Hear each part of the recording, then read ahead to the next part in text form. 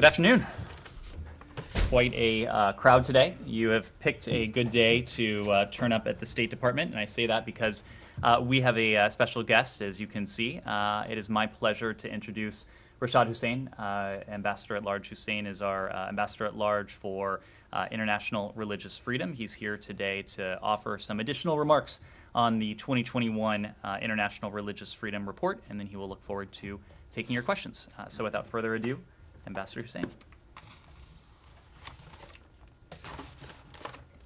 Thanks so much, Ned. Good afternoon, everyone. Today we released the 2021 International Religious Freedom Report. This comprehensive resource is an indispensable part of our efforts to advance human rights globally. The stories of so many people and the persecution that they face is brought to life in the pages documenting the state of international religious freedom in the report. The report clearly shows that governments and civil society must collaborate to address deteriorating conditions around the world. During the past year, we have seen increased repression by authoritarian governments and the politicized use of blasphemy, apostasy, and conversion laws, including against Christian communities. We're also witnessing rising societal violence against communities around the world. We're seeing increasing anti-Semitism and anti-Muslim attacks from Europe to South Asia.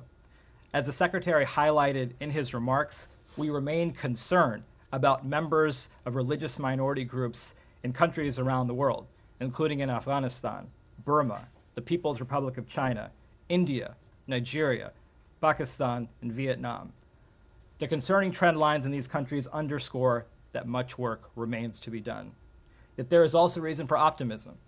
We are seeing the progress that is possible when civil society, coalition of activists, and multilateral bodies work with government, and in many cases when they push and when they challenge governments to live up to their obligations.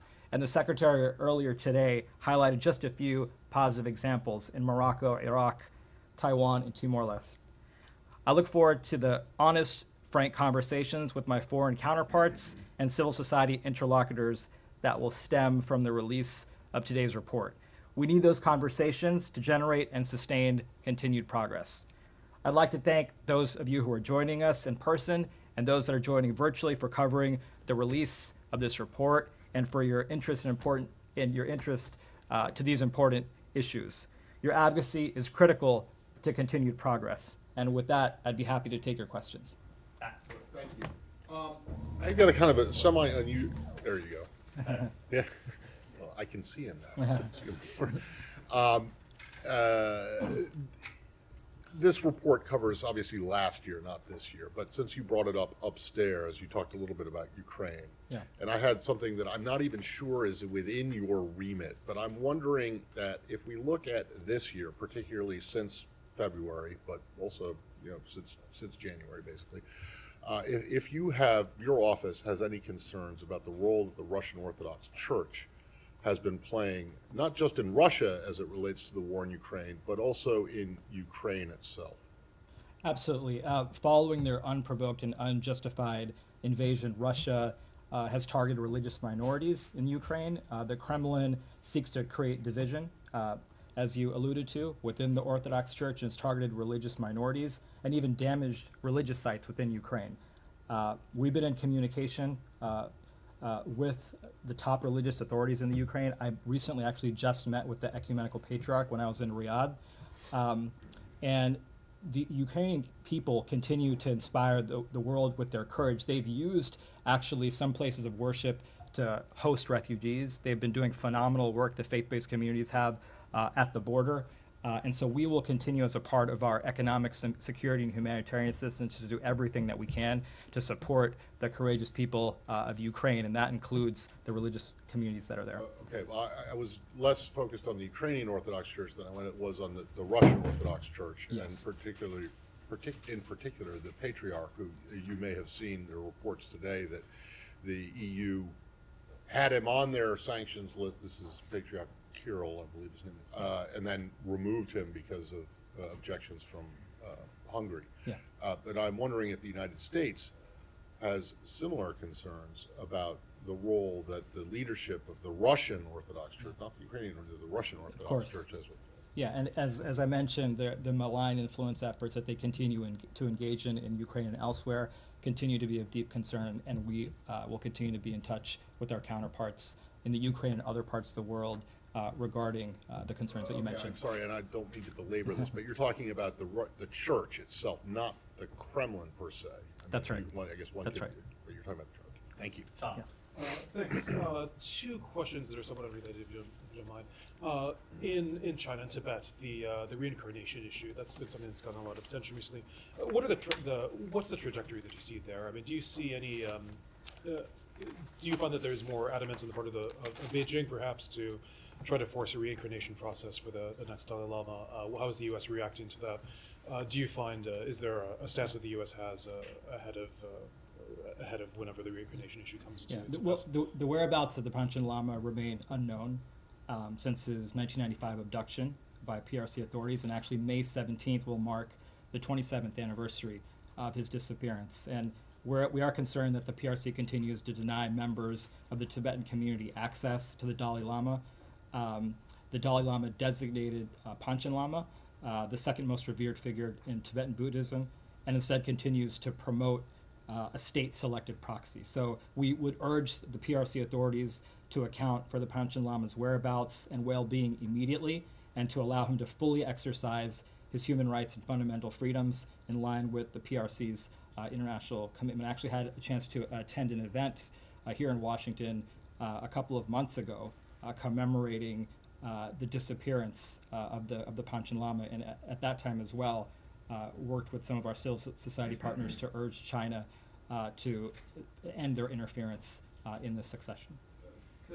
Can I just ask, if you don't mind, just something unrelated to that? You mentioned, and the Secretary as well, briefly mentioned India in the remarks. Obviously, India can be quite sensitive about criticism. I know you're not designating CPCs at this point, but the recommendations from the Commission on International Religious Freedom, how is that decision coming to bear with India? And does the United States actually raise these issues with India, despite in addition to comments? Absolutely, and you heard the Secretary's remarks today. The remarks spoke for themselves. We continue to raise these issues regularly with our Indian counterparts.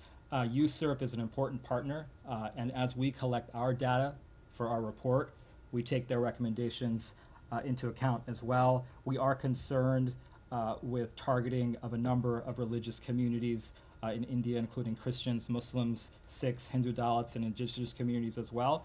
I welcome the opportunity myself to even visit there and continue our discussions, and we continue to encourage the government to condemn violence that we're seeing and hold those who engage in violence against minorities communities accountable. Thank you.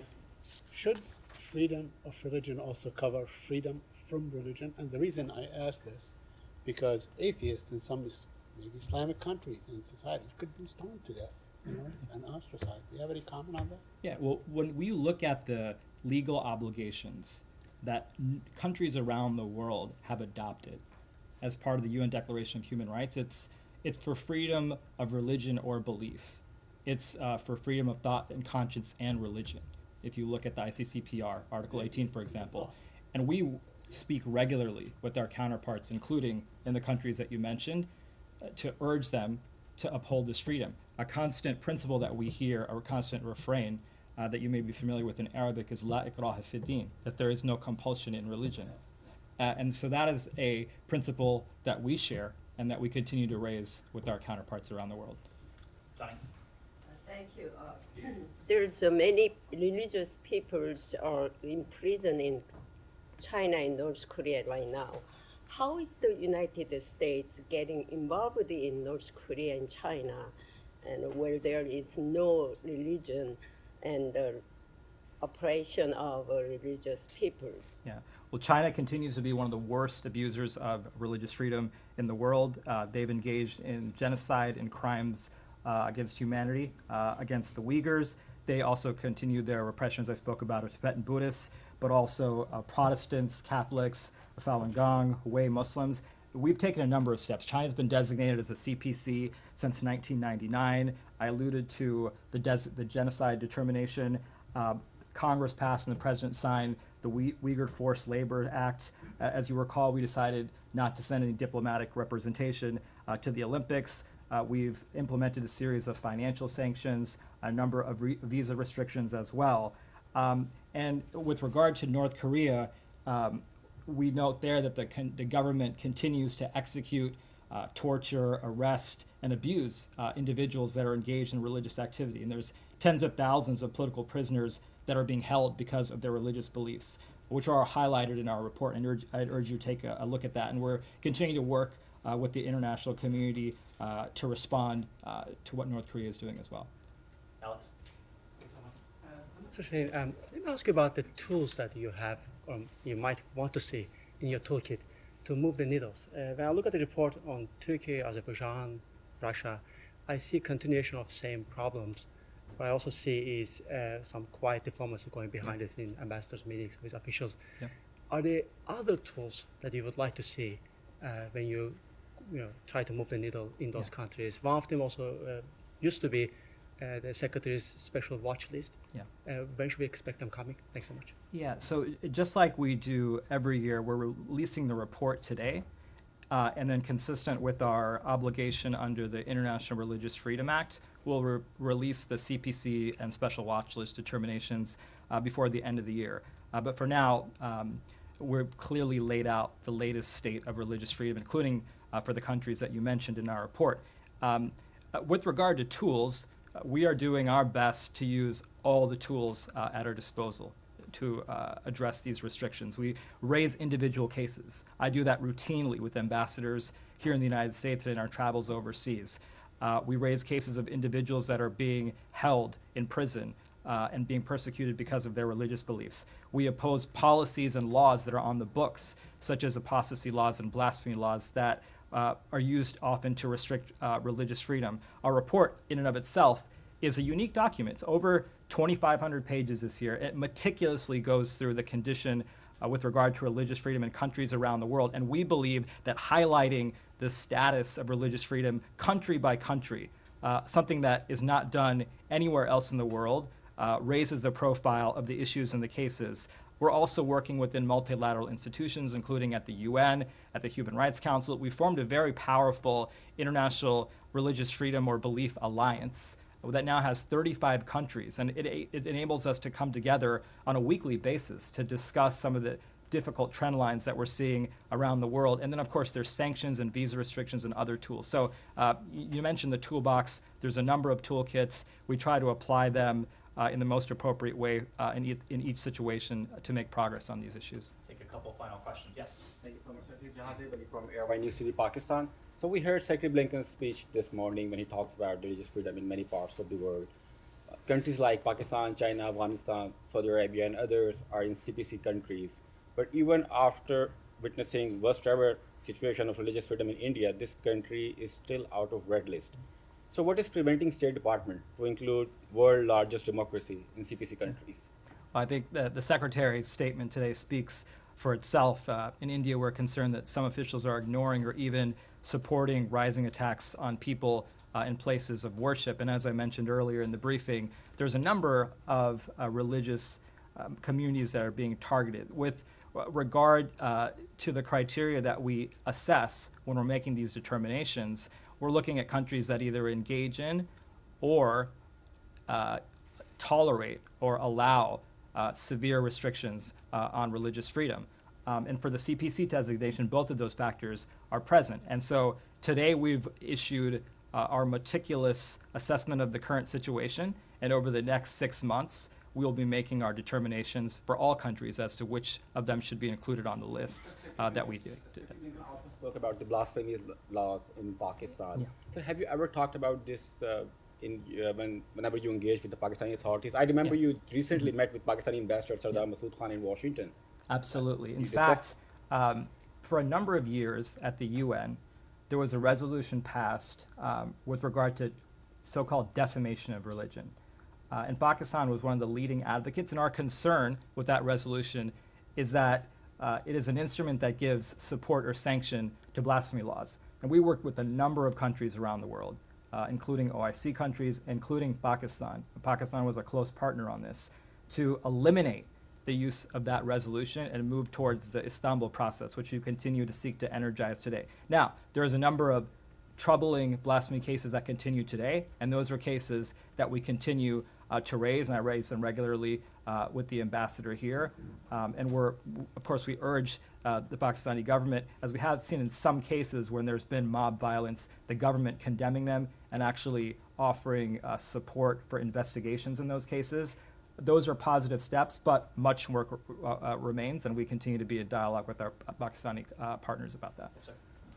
Mr. Thank you. My question is about Georgia. What are the main challenges that country is facing today in regards of religious freedom? And I wonder if you find any attempts of Russian Church to increase its influence. Thank you. Well, I'd refer you to the report, and the short answer is yes. Yes, we're concerned about the influence of the Russian Church, as I mentioned, and we urge the government to not only cease engaging in any actions which may restrict religious freedom, but to also take actions when there is societal violence and threats to religious communities, as we've seen in a number of places around the world. We'll continue to use the whole range of tools that I mentioned to address this concern. Yes. On Hong Kong, there was the arrest of the cardinal in Hong Kong in mid-May. Are there concerns that forms of Chinese religious intolerance are going to be exported to Hong Kong in the future? Do you foresee, for example, greater control over Hong Kong religious institutions in the near future? We did express in a statement our concerns about the arrest, and we condemn it. And we are concerned, I would say more broadly, about transnational repression. So the efforts to which China is going to repress religious minorities, not just in their country, but minority groups that are elsewhere. We've seen that with the Uyghurs. We've seen that with other communities as well. So yes, it continues to be a concern and something that our office is watching very closely. Sir. On Syria, your report points out that after the Turkish incursion into northwest Syria, members of minority groups have faced execution, extortion, kidnapping, and destruction of religious shrines. As far as you guys looked at the issues there, as far as you know, is that because, do these things happen because Turkey allows the armed groups to carry out these acts? Or is it because Turkey does not have control over the armed groups there? And is it safe to assume that if Turkey attacks other areas of northern Syria, the same fate will await the other minorities there? Yeah, well, we would encourage the government to not only ensure that they're refraining from taking any actions that would result in increased hostilities, but they're also taking steps to ensure that groups that might do so are held accountable, and they're taking steps to prevent any of the types of atrocities that you mentioned. Thank you. We'll do a final question back. Thank you. Secretary Blinken, in his statement, mentioned Saudi Arabia. Can you elaborate on that? And we didn't hear anything about Iran from you or from the Secretary. Yeah, with regard to Saudi Arabia, we are concerned about the religious freedom situation there. Saudi Arabia has been designated as a CPC country since 2004. They continue to criminalize blasphemy and apostasy and discriminate against the Shia population within the justice system, the educational system, and employment. I just recently came back from Riyadh. The Secretary mentioned that we are seeing some signs of progress. At the conference that I attended, there was representation, which I think was unprecedented, from a number of major religious communities and from some of their top leaders, including the Ecumenical Patriarch, and there was other Christian leadership there, Jewish leadership, Hindu and Sikh community leaders as well. So we are seeing some positive developments, but Saudi Arabia remains a CPC, as does Iran. Iran has been a CPC for the past 20 years. They have one of the worst records on religious freedom. I'd urge you to take a look at the detailed reporting on Iran. In our report, Iran continues to target minority groups, Baha'is, Christians, non-Shia Muslims, and we've implemented a series of sanctions and support actions at the UN to condemn Iran and their human rights record, and we strongly support the mandate of the UN Special Rapporteur to investigate human rights abuses there. Ambassador Hussein, thank you very much. Thank you to your team as well. We hope you'll come back next year. Absolutely. Really. Thanks so much. Any day in between. Any day you're here is a good day for me. Of the ministerial. Absolutely. We'll find opportunities. Good. Great to Thank see you all. Thank you so much. I know we've had an extended topper, but if you will indulge me, I have just a couple additional items at the top before we get to your questions. First, President Kais Saied's June 1st decrees dismissing 57 judges and amending the rules governing the Provisional Supreme Judicial Council that follow an alarming pattern of steps that have undermined Tunisia's independent democratic institutions. We have consistently communicated to Tunisian officials the importance of checks and balances in a democratic system. We continue to urge the Tunisian government to pursue an inclusive and transparent reform process with input from civil society and diverse political voices to strengthen the legitimacy of reform efforts. Next, today we welcome the announcement by the UN Special Envoy extending the truce in Yemen by an additional 2 months to August 2nd. This extension brings further relief and hope to millions of Yemenis. This is a pivotal moment for Yemen. Yemen has the opportunity to continue this progress and choose peace instead of war, suffering, and destruction. And we also very much appreciate Saudi Arabia's commitment to ending the conflict in Yemen, and we thank the governments of Oman, Jordan, and Egypt for their support in helping secure the truce extension. We hope the parties to the conflict will seize the opportunity to take further steps to ease the suffering of Yemenis, including urgently opening roads to Taiz City. Most importantly, we hope the parties use this opportunity to begin an inclusive, comprehensive, UN-led peace process. We know that only a durable political agreement and permanent end to the fighting can bring true relief to Yemenis. As the president said today, ending the war in Yemen has been a priority of this administration from the very start. The United States will remain engaged in this process over the coming weeks and months.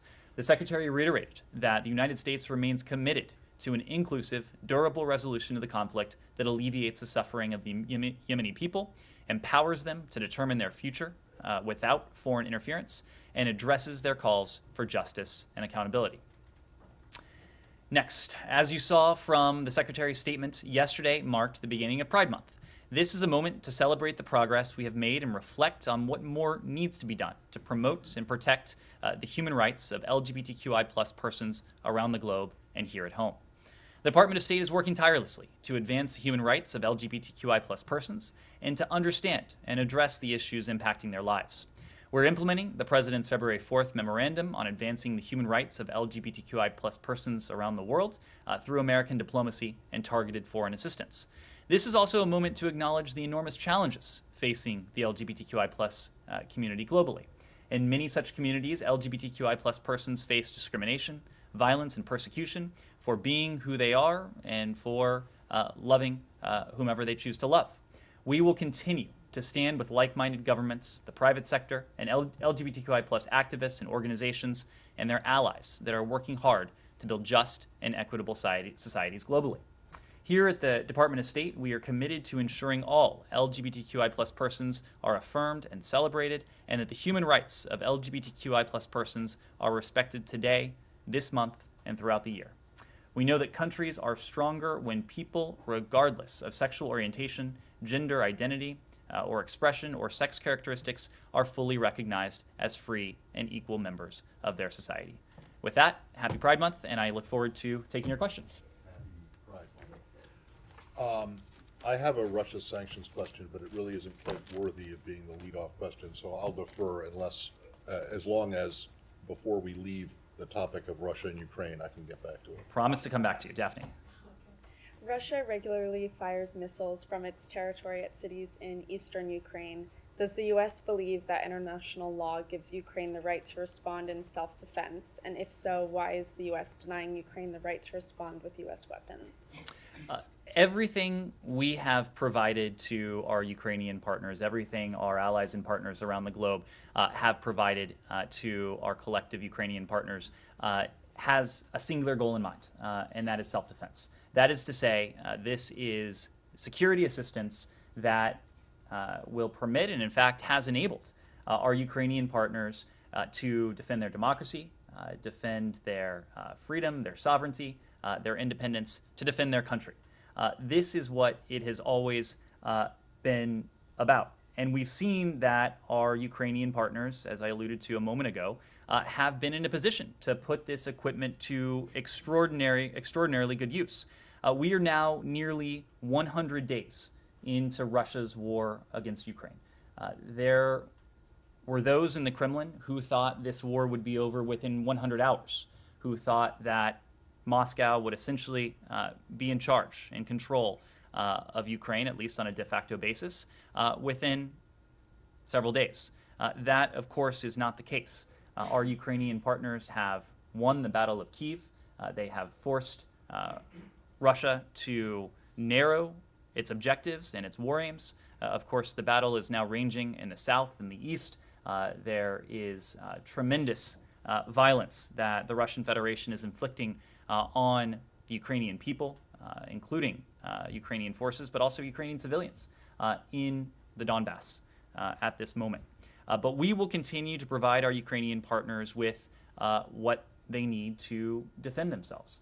You've heard about the package we put forward yesterday, an additional $700 million in presidential drawdown authority, bringing our total security assistance to $4.6 billion since February 24th alone, to $5.3 billion since the start of the administration. And that is just what the United States has done.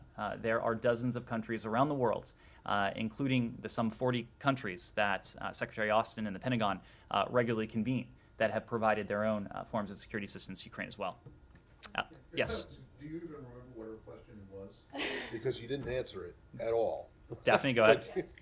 To follow up and clarify, Ambassador Brink held her first press conference in Kyiv and was asked about whether Ukraine had promised not to use the newly announced rocket systems on targets in Russia.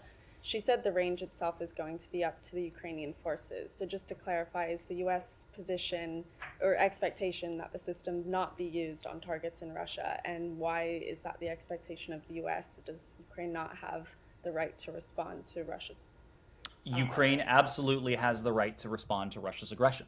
The fact is that there are Russian forces inside sovereign Ukrainian territory. They have been there in some ways since 2014, but certainly on an expanded basis since February 24th of this year. Ukraine has every right, just as every country does, to defend its territory. That's precisely why we are providing this security assistance. Now, it is true that we have received assurances from our Ukrainian partners that they won't use this weaponry to fire on targets inside of Russia. The fact is, the reality is, and it's a sad reality, that Russia's forces are on the ground inside Ukraine at locations that in some places are quite distant from the Russian border. So at every step of the way, when it was for the Battle of Kyiv, when it has now shifted to the south and the east, we have provided our Ukrainian partners precisely with what they have requested and when they have requested it to take on the dynamics of the battlefield that they're encountering at this very moment. So the question, though, initially was, does Ukraine have the right to respond to Russian attacks on Ukrainian soil that are launched from Russian territory? Ukraine has the right to defend itself. But not with your missiles. We have received assurances that the systems that we announced yesterday won't be used against Russian targets on Russian territory, but they can be used. Even if those targets are where attacks into Ukraine are being launched. As I said before, unfortunately, the unfortunate case is that Russia's forces are in many places located inside sovereign Ukrainian territory at quite a distance from the Russian border. In some cases, they're not. So I think it was a pretty specific question. Does Ukraine have the right to retaliate, to defend itself against Russian attacks that are launched from inside Russian Ukraine territory? has every right to defend itself. We are providing Ukraine with precisely what it needs to fulfill that self-defense mission. Alex. Could they strike Russian territory? That, to be the devil's advocate, if the Russians are striking Ukraine, isn't it fair that Ukrainians can strike Russian territory? Ukraine has every right to defend itself. I'll make one additional point. Our goal in all of this is to do everything we can to bring this war to an end, to diminish the violence and to put an end to a conflict that was needless to begin with. So we want to do everything we can to strengthen the hand of our Ukrainian partners, both on the battlefield but also at the negotiating table. That's why we're providing them the security assistance. That's why we are, including with the tranche of additional sanctions we announced today, continuing to hold the Russian Federation to account. But we also want to be careful to ensure that we are not doing anything, or the international community is not doing anything, that would needlessly prolong this conflict. Right now, there is only one country that is prolonging this conflict, and of course, that's Russia. If Ukraine stopped fighting today, there would be no sovereign, independent country of Ukraine tomorrow. If Russia stopped fighting today, there would be no war today. That is what it boils down to. What we are trying to do is to strengthen the ability of our Ukrainian partners to defend themselves, to defend their freedom, to defend their sovereignty, to defend their country on the battlefield as we strengthen their hand at the negotiating table. Alex. Two questions. One is on the M270 launchers that the UK needed US's permission before providing it to Ukraine. The announcement came last night, but it wasn't fully clear whether or not they have your green light. I know that the secretary had a phone call with his British counterpart this morning. Do they have your green light? Separately, you mentioned 100 days that's approaching. Is it fair for us to expect Russia's designation as a state sponsor of terrorism by the time we reach 100 days?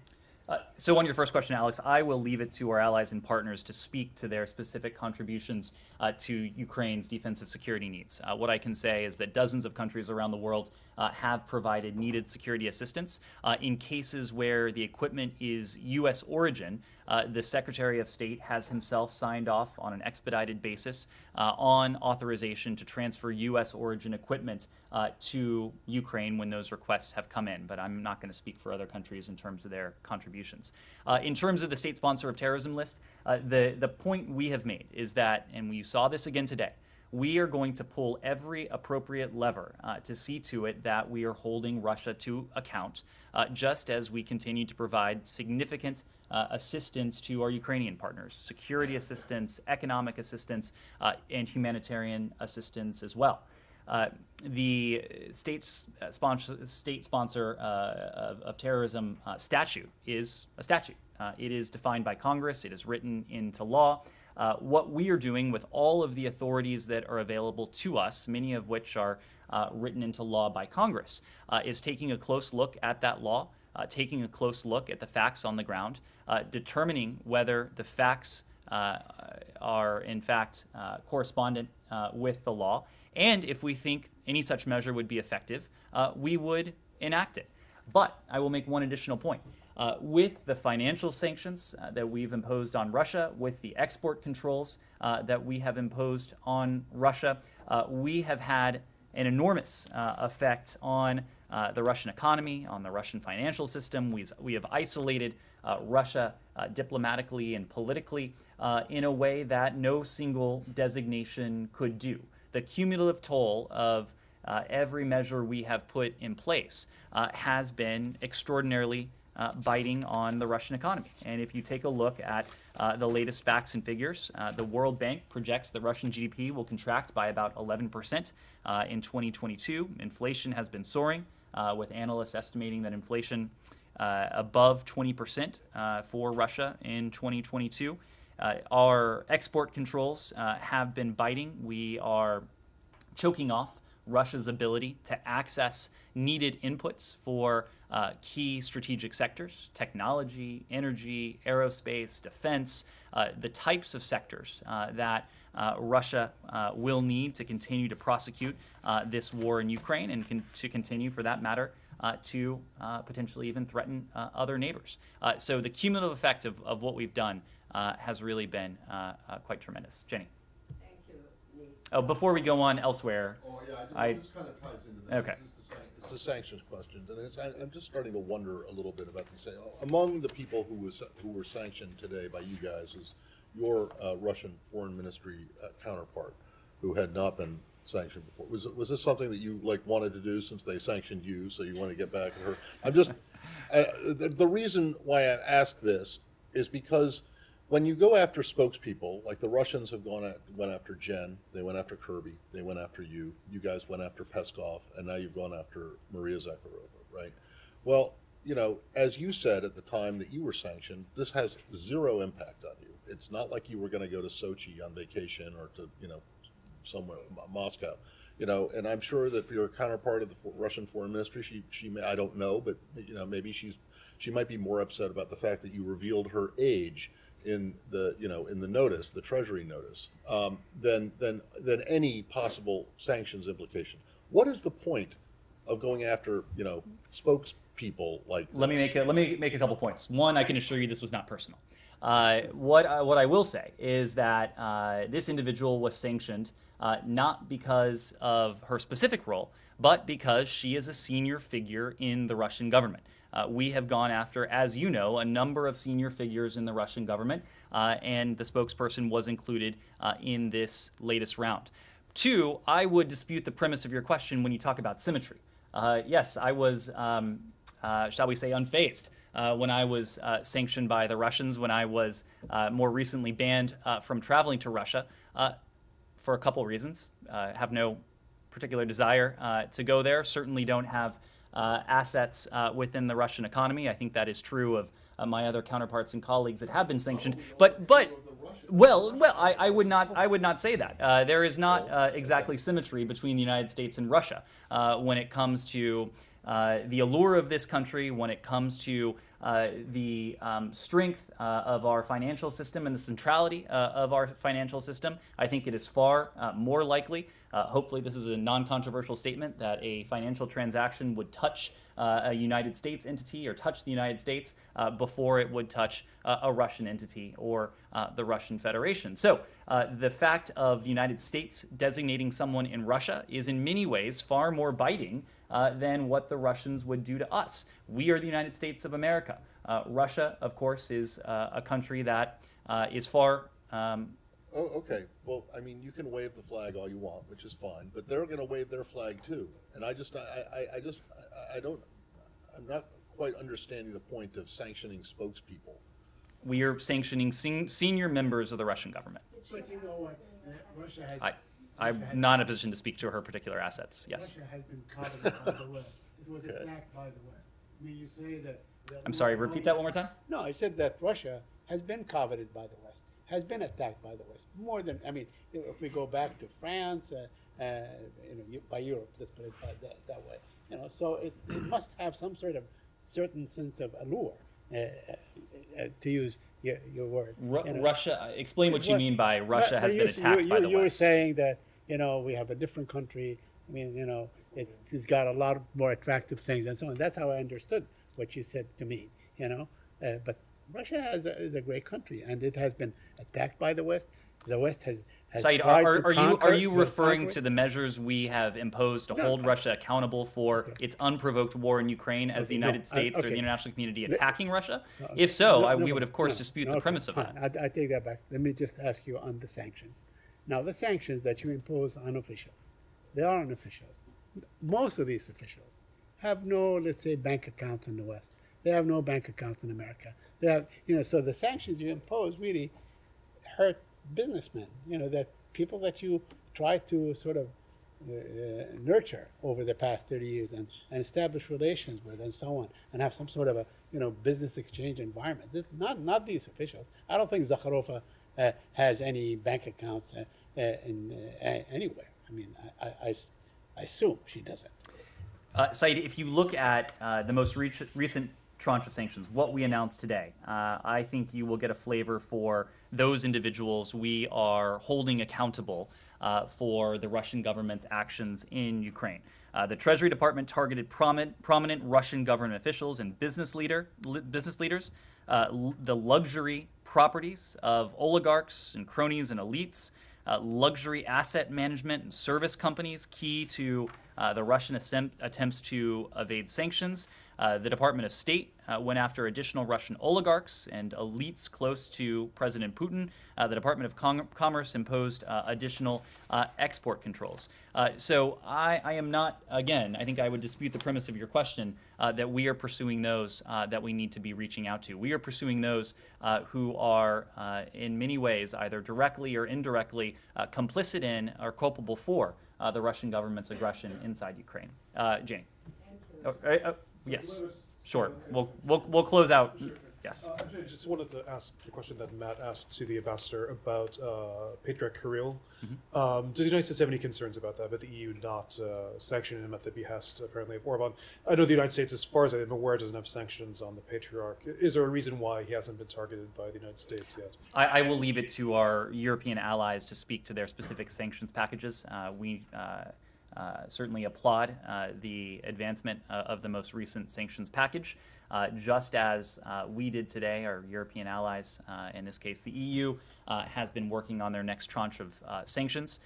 We have always said that our sanctions need not be identical, and oftentimes they are not identical, but what they are is complementary. And we have taken actions that complement actions that our European allies have taken, and vice versa, with, again, the cumulative goal of having a significant bite, not only on senior Russian government officials, but oligarchs, cronies, elites who are in the inner circle of the Kremlin. Jenny. Thank you. Appreciate. I have a question on China and North Korea. I have still a jet lag. I'm sorry, so I feel like I wake up right now. And China said that Chinese government said that opposite new sanctions, even if North Korea conduct a nuclear test. How would you comment on what China has said and done about North Korea protect? I'm sorry, repeat the last part of that question? Yeah, how would you comment on what China has said and done about North Korea protect? We think it is important, especially in the aftermath of the most recent ballistic missile launches, that the international community, including the UN system, make very clear a statement of accountability and hold the DPRK to account for its nuclear weapons program, for its ballistic missile programs, both of which are profoundly destabilizing, represent a threat to international peace and security. Of course, the UN Security Council is the world's preeminent forum to uphold international peace and security. And I think what Ambassador Thomas Greenfield said when she addressed this late last month on May 26th was that we are beyond disappointed that the Council has not been able to unify in opposition to the unlawful WMD and ballistic missile programs that the DPRK has demonstrated all too frequently in recent weeks and recent months. We encourage all member states to fully implement existing resolutions, and will continue to work with our allies and partners to uphold the sanctions on the DPRK. This is very much in line with what the Secretary laid out in his remarks on our approach to the PRC last week. The same stakes are at play. What we seek to do is to reinforce and preserve and protect the rules-based international order. Including the idea that no country can engage in, should be able to engage in provocation or pose a potential threat to its neighbors. The DPRK's ballistic missile program, its nuclear weapons program, is a clear threat to our treaty allies, the ROK and Japan. It is a clear threat to American citizens and American service members in the region, and will continue to work with our treaty allies, Japan and the ROK, along with allies and partners around the world, including those within the UN system, to hold the DPRK to account. Special representative for North Korea, Sung Kim's visit to South Korea, as you know that. He will be discussing with this further North Korea's nuclear test. What is his purpose of his visit? Well, our special representative for the DPRK, Ambassador Sung Kim, is currently in Seoul. He'll be there for the next couple days. While there, he will meet with Japanese Director General for Asian and Oceanian Affairs, Takahiro, and he'll also participate in a trilateral meeting hosted by his ROK counterpart. This is really part and parcel of our bilateral efforts, again with Japan and the ROK, but also in furtherance of our trilateral efforts. as we have emphasized the importance of working trilaterally with our treaty allies to hold the DPRK to account, and more broadly, to seek to bring about and to push forward what is our collective goal, and that is the complete denuclearization of the Korean Peninsula. That's a goal we share with Japan. It's a goal we share with the ROK. And together, in a trilateral format, we'll continue to discuss ways that we can push forward with that overarching objective. And on North Korea, did you guys have any thoughts on North Korea taking over the chairmanship of the Conference on Disarmament today? It is certainly, North Korea has been far from a responsible actor when it comes to matters of nonproliferation. In fact, North Korea has been profoundly destabilizing vis-a-vis the global nonproliferation norm. Right. Well, so does that at all raise any questions about the utility of this organization? It certainly calls into question. It certainly calls that into question when you have a regime like the DPRK in a senior leadership post, a regime that has done as much as any other government around the world to erode the nonproliferation norm. So does that mean that the administration is reconsidering its membership? I don't have any announcement. In the COD? Don't have any announcement to make at the moment. Yes. You saw a story about the Chinese jets buzzing Canadian aircraft that were enforcing UN sanctions against the DPRK. Has the U.S. also seen an increase in these types of Chinese provocative actions directed at U.S. aircraft or ships that were contributing to this mission of enforcing UN sanctions against the DPRK?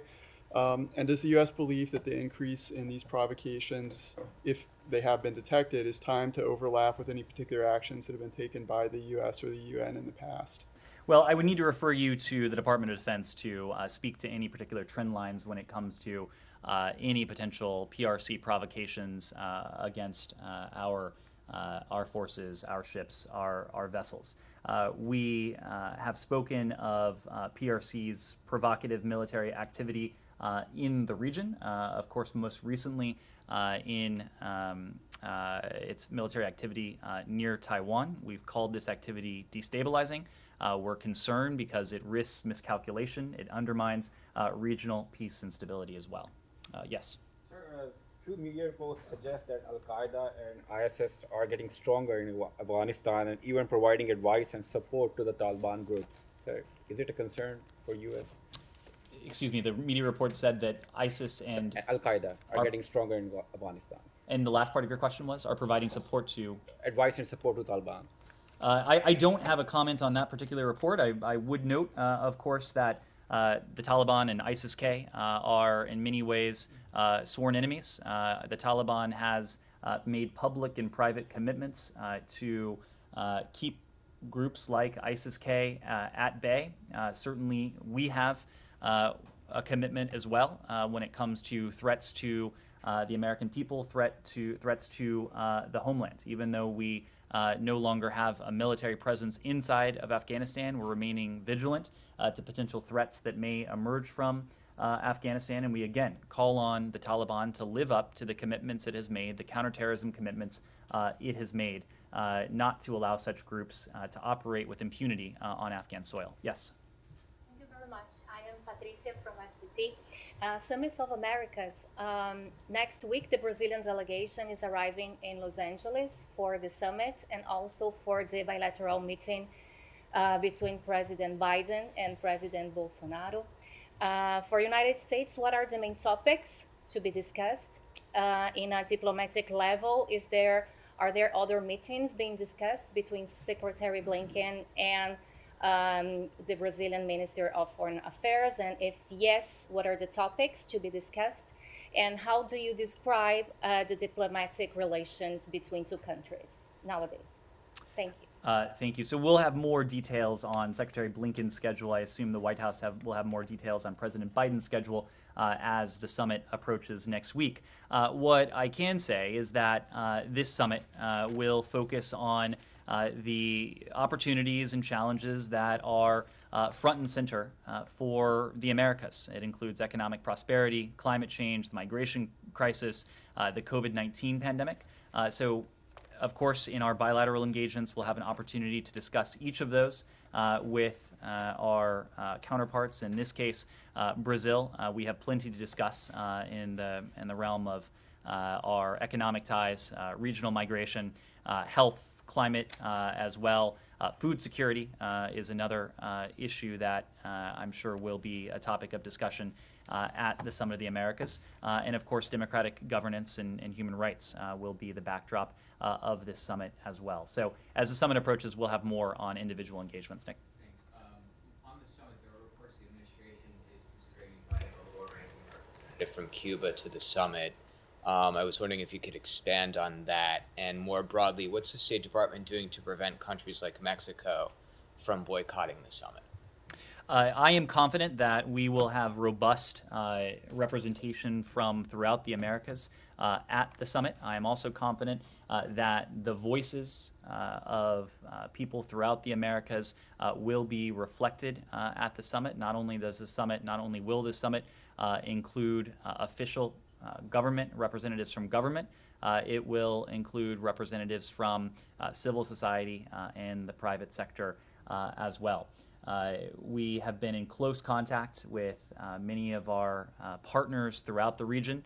Again, without reading out those discussions, we are confident that the summit will represent the countries, will be representative of the opportunities and the challenges that we face together as partners in the Americas.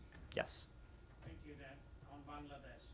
Bangladesh Foreign Minister Dr. Momen provided a list of questions to the Bangladeshi control media reporters to ask the U.S. ambassador in Bangladesh. In an open statement, he said nearly 100,000 U.S. citizens go missing, extrajudicial killing going on in the U.S. as U.S. security forces have killed over 1,000 citizens, mostly African American and Hispanic each year.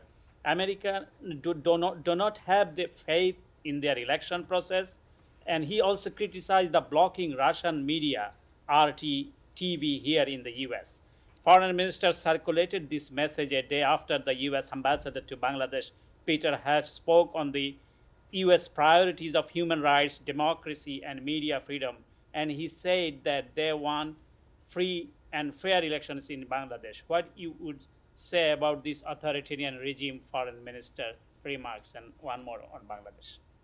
Well, we have a robust partnership with Bangladesh. As part of that partnership, we're in a position to raise a number of issues, a number of shared interests, but also concerns. And we do regularly raise human rights issues with the government of Bangladesh. We do that publicly, as I've done before, but we also do it privately. We urge for the strengthening of democratic processes and political institutions, the rule of law, protection of human rights and fundamental freedoms, workers' rights and safety, and the protection of refugees as well. We have worked with the government of Bangladesh to strengthen these rights and protections. We have provided more than $8 billion in assistance to Bangladesh since its independence. In 2021 alone, USAID provided over $300 million to improve the lives of people in Bangladesh through programs that expand food security, economic opportunity, improve health and education, but also promote democracy and good governance, as well as protection for the environment and increased resilience to climate change. So we'll continue to have those conversations with our Bangladeshi partners. One more on Bangladesh. Countrywide protest going on against Prime Minister Sheikh Hasina for her recent remarks on dropping opposition leader and former Prime Minister Khaleda Zia and the microcredit pioneer Nobel laureate Professor Muhammad Yunus into the river from Padma Bridge. She claimed that Muhammad Yunus uses U.S. influence to stop the World Bank funding for the bridge construction. So they should get punishment like this. She wants to drop them from the Padma Bridge to the river, into the river. So she openly remarks, and countrywide protest going on, and ruling party activists alongside with the law enforcement agency, they are attacking on the peaceful demonstration. So what is your comment on this? As we do around the world, our comment is that the freedom of assembly, freedom of expression the right of individuals everywhere to protest peacefully. That is a universal right. It applies equally to the people of Bangladesh as it does to those anywhere around the world. We call on governments around the world, we call on security services, security forces, civil forces as well to respect that right, to allow for individuals to assemble peacefully, to make their voices heard. Yes, just. One on Yemen, and then not a follow-up, separate on Horn of Africa. On Yemen, we've seen the ceasefire was extended for, I guess, 60 days. In Secretary Blinken's statement welcoming the extension, he mentioned the need to reopen roads to Taiz. He did not mention, but you guys have repeatedly spoken about the need to access the safer tank. There was a statement, I guess, a joint statement a couple of days ago between the U.S. and the Dutch on the need for more funds in the event that there's an emergency offloading operation. What leverage, does the U.S. have now to push for those two things, as the ceasefire hopefully continues? Well, we are at a point now, months into the ceasefire, with the prospect of 2 more months with the extension that was announced today, where Yemenis have now had an opportunity to see the benefits that greater levels of stability, greater levels of security, the greater benefits that peace can provide. This is the first time in 7 years since the conflict started in 2015, where Yemenis have been able to enjoy greater mobility, mobility in terms of within Yemen, but also the flights that have now taken place to Amman, to Cairo as well, but the humanitarian relief that has also been able to flow into Yemen given the ceasefire that has now been in place. The UN has been working, we've been working assiduously with the UN to, in the first instance, extend the truce, which was announced today, but also to take advantage of that truce to flow in humanitarian assistance that has been missing from large parts of Yemen for far too long.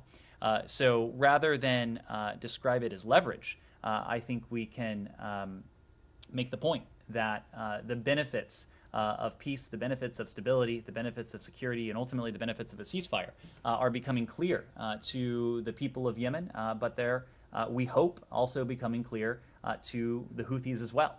We continue to support the work of Hans Grunberg, the UN Special Envoy, who's worked very closely with the parties, very much appreciate the efforts of our partners in the region, including the Saudis, for the role they have played in extending the ceasefire that was announced today as well. Also on the Horn of Africa, in yesterday's statement announcing the appointment of Ambassador Hammer as the new Special Envoy, the statement, the latter part of the statement mentioned Ethiopia, but failed to mention Sudan or Somalia. And after so much time and diplomacy has been exerted from the State Department on Sudan, and then I guess a couple weeks ago the decision to redeploy troops to Somalia to fight back or combat terrorism, is there a reason Sudan and or Somalia were omitted and it was strictly limited to Ethiopia? We are absolutely committed to continued robust diplomatic engagement with the Horn of Africa. That includes with Somalia, that includes with Sudan. What we know is that there has been a tremendous challenge presented by the violence, the conflict in Ethiopia, a conflict that, with the help of U.S. engagement, including the efforts of outgoing Special Envoy David Satterfield, we have been able to diminish, to certainly bring down in terms of the levels of intensity, and just as we have in Yemen, to restore humanitarian access with additional food convoys, truck convoys that have been able to reach populations in Tigray who have not been able to benefit from humanitarian access for far too long. So this will remain a priority for us. It's going to be a priority for Special Envoy Satterfield in the remaining time he has in the post, and when Ambassador Hammer takes on the job in the near term, he'll be focused on that as well. Yes? How come Sudan and more so Sudan and even Somalia weren't mentioned? It was strictly Ethiopia. we are very much engaged on the challenge that's been presented by the setbacks we've seen in Sudan. Molly Fee, other senior officials have traveled there recently. We're engaging with senior Sudanese officials, military and civilian, civil society as well, to try to set Sudan back on the path to democracy. Yes. Ian Marlowe from Bloomberg. I'm just wondering if I could get a quick question on Turkey. What signs do you see, if any, that Turkey's president is willing to dial back opposition to Finland and Sweden's NATO membership applications? I will let the Turkish government speak to their position on this. As you know, the NATO Secretary General was here yesterday. He and Secretary Blinken had an opportunity to speak to a range of issues as it pertains to the NATO alliance. One of those issues was the upcoming summit and the candidacies of Sweden and Finland to join the NATO alliance, something we remain confident that can be completed swiftly. We are in discussions with our Turkish allies. We're also in discussions with our Swedish and Finnish partners. Of course, yesterday there were extended discussions with the NATO Secretary General on this topic as well. This is not a bilateral issue between the United States and Turkey, or between the United States and Sweden and Finland for that matter, but as a member of the alliance, as an ally and partner to the countries in question, we are engaging as appropriate to see to it that the consensus, the widespread consensus within the alliance for a swift accession of both Sweden and Finland is something that we can realize in short order. Yes. Sure. Yeah, at a press conference yesterday here in the State Department, NATO Secretary General has said that he will be hosting a meeting in a few days with senior officials from Turkey, Sweden and Finland. I wonder if Washington is planning a similar meeting. Any official from Washington is going to meet with officials from these countries? Again, this is not a bilateral issue between the United States and any of these countries. This is an issue between these countries, Turkey, and of course NATO being at the center of it. I am not aware that we will have any official representation at that meeting, but we'll continue to support our allies and our partners through this process. Yes. Going over to Iran, the Department now confirms the U.S. will seek a formal resolution rebuking the country at the Board of Governors meeting next week, and I think we all know how that's going to go over with Tehran. What do you anticipate will be the repercussions, the impact on those already admittedly dim negotiations to return to the JCPOA? Well, just more broadly, we've made clear, and we've spoken to this in recent days, but our very serious concerns that Iran has failed to credibly respond to the IAEA's questions regarding potential undeclared nuclear material and activities in Iran. And we're continuing to work closely with the IAEA, with the Director General, as well as with allies and partners on the Board of Governors as the agency pursues its investigations into these safeguard issues in Iran. As you alluded to, we are currently consulting closely on the reports recently issued by the Director General in advance of the Board of Governors meeting next week, and we can confirm that we plan to join the UK, France, and Germany in seeking a resolution focused on the need for Iran to fully cooperate with the IAEA. It is essential that Iran does fully comply with its legally binding obligations under the NPT and separately with its comprehensive safeguard agreement with the IAEA without further delay. The IAEA, its Director General, has our full support in carrying out its critical verification and monitoring responsibilities in Iran. As far as any anticipated reaction from Iran, look, far be it from me to try and predict what they might do. Our message is what Iran needs to do. Iran needs to comply with the IAEA in answering these outstanding questions regarding its obligations under the NPT and its comprehensive safeguard agreement. Yes. Back to Turkey, you expressed concern over a possible operation in northeast Syria and said that you expect Turkey to live up to its October 2019 commitments in the joint statement, but it's increasingly looking like Turkey won't. Will the U.S. impose any consequences should Turkey invade? I don't want to get ahead of where we are. Obviously, no such operation has started. We've voiced our concerns, setting aside potential consequences from the United States. We know there would be consequences to the broader strategic environment. One of the reasons we are urging Turkey not to move forward with any such operation that jeopardizes existing ceasefire lines is the risk that it could undermine the significant gains that the counter-ISIS coalition, the coalition against Daesh, has accomplished in recent months and recent years. At the same time, we know that renewed violence beyond the existing ceasefire lines has the potential to set back what UN Security Council Resolution 2254 calls for in terms of a political resolution to the ongoing crisis in Syria. So we're concerned on those two fronts. We're continuing to have discussions with our Turkish allies. We're doing that in Turkey. We're also doing that from Washington as well. Said. Yeah, thank you. Very quick, couple of questions on the Palestinian issue. First, Axios report that the Pentagon has plans to lower the rank of the security coordinator from a lieutenant general to a colonel, and that the Israelis, the Palestinians, and the Secretary of State counseled against that. That he spoke with Secretary Austin. Can you share any information on this with us? Is that true? Do you oppose it? The Department of Defense is in the midst of a global posture review, so I would need to refer you to the Department of Defense to speak to any proposed moves in that regard. Look, leaving aside any particular position, as an administration, we believe in the need to reestablish and to continue ties with the Palestinian people and the Palestinian Authority as well across multiple realms.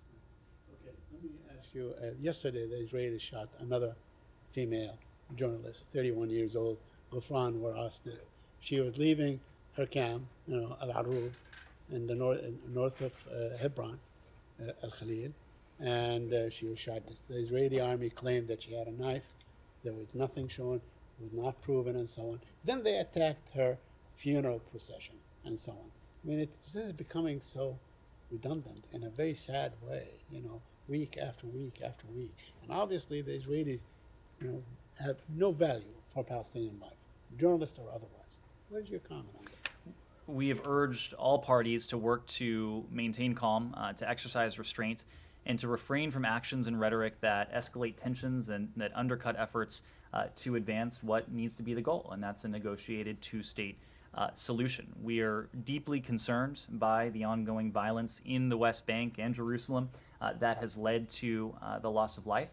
We condemn all violence. We call for calm. We urge all to refrain from actions and rhetoric that escalate tensions. As you know, Secretary Blinken has had an opportunity in recent days to speak to Abu Mazen, to speak to President Abbas, to speak to Foreign Minister Lapid as well. That message calling for calm, calling for de-escalation is one that we and he have reiterated in those conversations. Yet 62 Palestinians have been killed, executed, extrajudicial execution since the beginning of the year. That's like 13 a month.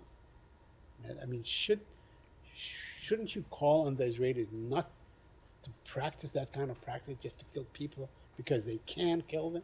I am not in a position to confirm what you just said, but again, we have called and urged all parties to exercise restraint, to maintain calm, and refrain from actions and rhetoric that undercut the prospects of advancing a negotiated two-state solution.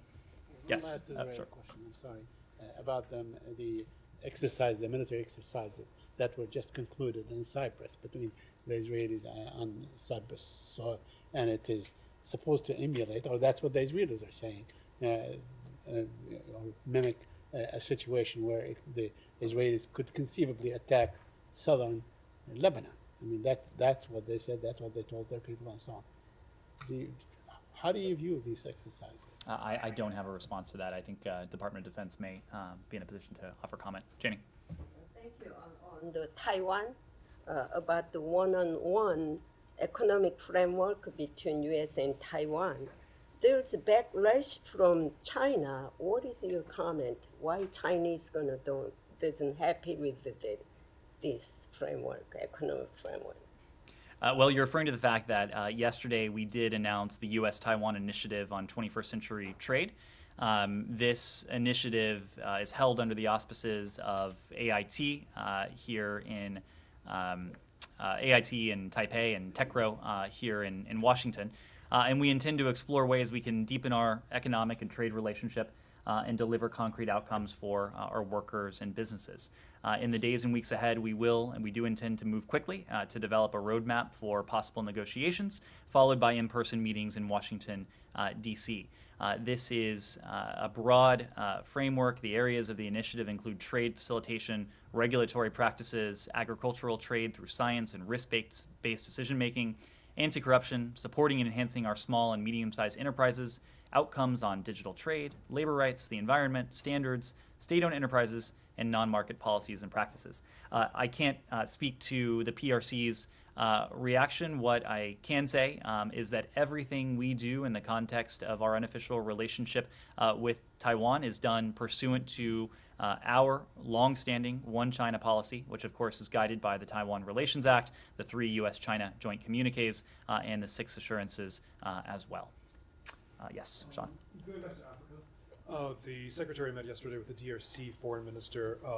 In their brief comments, the Secretary praised the African efforts to defuse the situation with the DRC and Rwanda. I presume that's what he was alluding to in the eastern DRC. Could you elaborate a little bit on what the U.S. is looking for? Is there any diplomacy on the part of the United States in terms of trying to calm down the situation? Well, there is, and you saw an element of it yesterday. We are concerned about the rising tensions between the DRC and Rwanda. We urge both sides to exercise restraint and to engage in immediate dialogue to de-escalate tensions and hostilities. We support the continuation of the Nairobi process, and we encourage countries in the region to work together to advance peace and security in the eastern DRC. M23, for its part, must terminate their offensive and immediately cease attacks on vulnerable populations.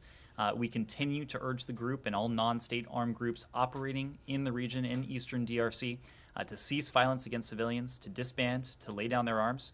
The people of Eastern Congo have suffered violence and displacement for far too long. We appreciate MONUSCO's efforts in support of the armed forces of the DRC to protect civilians. Just as the Secretary was yesterday, we're going to remain engaged on this challenge to try to de-escalate tensions. A couple of final questions, Daphne. Stay on Africa. Eritrean forces shelled a town in North Ethiopia over the weekend, according to UN documents and regional forces, killing a 14-year-old girl and injuring at least 18 people. Does the U.S. have a reaction to that, and is Washington looking at imposing further sanctions on Eritrea over its role in the conflict? Well, as you know, the president signed an executive order last year that gives us some degree of latitude to hold accountable those who pose a threat to peace and stability in Ethiopia, in the Horn of Africa. We have already exercised a degree of that authority against actors in Eritrea. They have played a profoundly destabilizing role. I don't have a comment on that particular operation. If we do, I'll follow up. But we have managed to achieve, in close coordination with our partners in the region and the Ethiopian government and authorities in Tigray, what has been a humanitarian truce. Our goal is to see that truce extended, not only in furtherance of peace and stability, but also in furtherance of expanded humanitarian access for people in Tigray that have been denied it for far too long.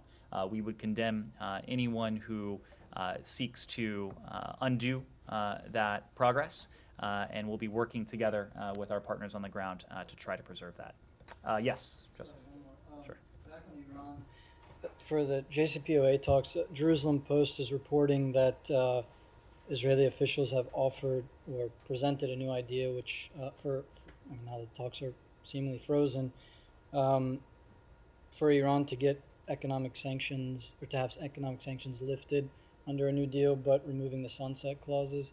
Can you speak to that at all? Apparently, Israel's national security advisor raised this during his meetings, was it this week or last week in Washington? I'm not in a position to speak to any specific proposals, but what I can speak to is the level of coordination we've had with our Israeli partners on a range of issues, including the threat that Iran poses, including the threat that its nuclear program poses to the region and potentially beyond. It was just this week, I believe, just yesterday, that the National Security Advisor led a delegation that entailed individuals from the State Department, from the intelligence community, and from the White House to meet with his counterpart, Israeli National Security Advisor Hulata, to discuss a range of issues, including the challenges that Iran poses. When it comes to Israel, we see eye to eye on the big picture. And the big picture, of course, is that Iran must never be allowed to acquire a nuclear weapon. If there are additional developments in the context of Vienna, we'll continue to keep our Israeli partners fully informed of any such developments.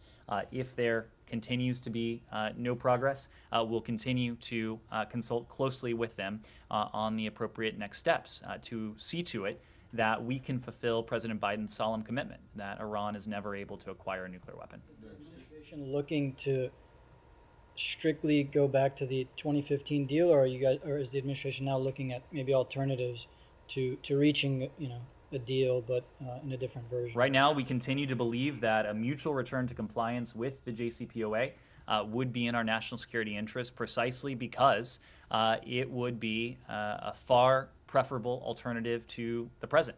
The challenge that everyone in this room is familiar with is that Iran, in recent years, since 2018, has been in a position to gallop forward with its nuclear program in ways that are deeply concerning, even alarming, reaching a point where its breakout time, that is the time it would take Iran to acquire enough fissile material for a nuclear weapon, should it choose to pursue the path of weaponization, is now far too short. And we want to see that breakout time extended. We continue to believe that mutual return to compliance is the best way to do that.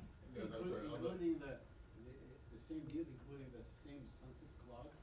We continue to believe that a mutual return to compliance with the JCPOA is in our national security interest. There will come a day when that will no longer be the case, and that will be a technical calculation based on the advancements that Iran is making and the assurances that the 2015 nuclear deal affords in terms of the requirements that it imposes on Iran's nuclear program. Perhaps we'll save the sunset clause issue for another time, but some of those sunset clauses have already sunsetted.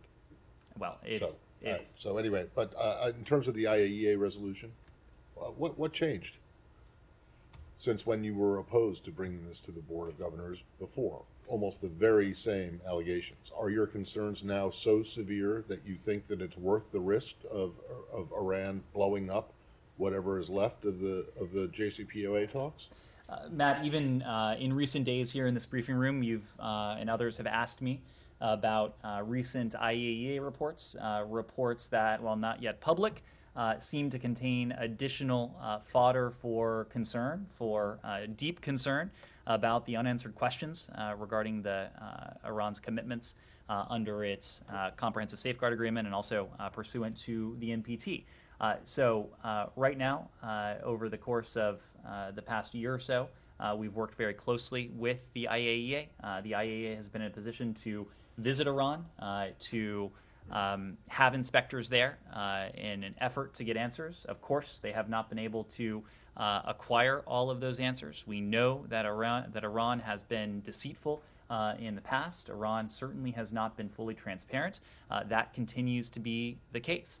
So as the IAEA has been in a position to acquire additional information, we have worked very closely with our partners on the Board of Governors. And right now, we feel, given the concerns we have, given the information that the IAEA has put forward, that an appropriate recourse would be the one we have talked about, that our joint resolution that we plan to file with the UK, France, and Germany.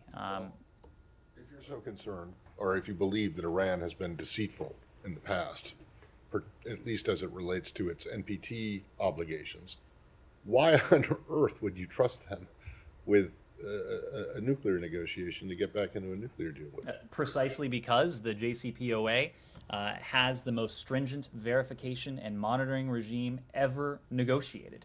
This is about a couple things. It's about putting Iran's nuclear program back into a box, putting back those strict limits in terms of what Iran could be able to do with its nuclear program. But on top of that, layering this verification and monitoring program so that the IAEA can be in a position that they haven't been in a position in for some time, to determine precisely what Iran is doing, to ensure that Iran is living up to the commitment that it previously made under the JCPOA that was implemented in 2016, and if we get there again, which of course is a big if, to see to it that just as Iran was abiding by the JCPOA prior to the last administration's decision to abandon it, that Iran would be abiding by it once again. Concerns about the NPT go back well before that. So, I don't understand why you're okay.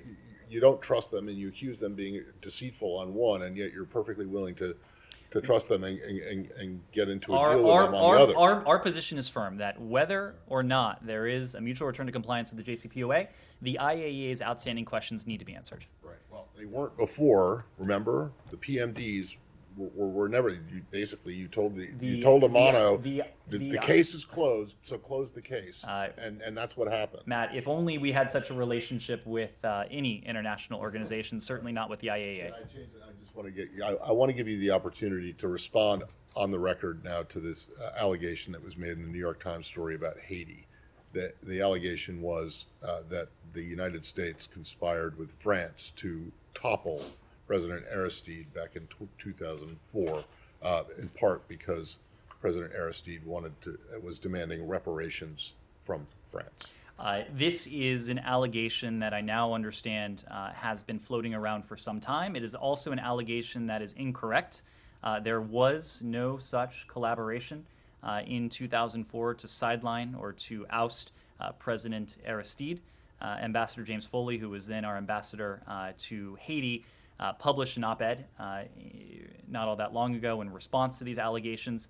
Ambassador Foley wrote, quote, "In particular, the assertion the United States collaborated with France to mount a coup against Haiti's democratically elected president, Jean-Bertrand Aristide, a claim made by former French officials, is not true. We have consistently said that President Aristide was not removed because of his call for reparations." Thank you all very much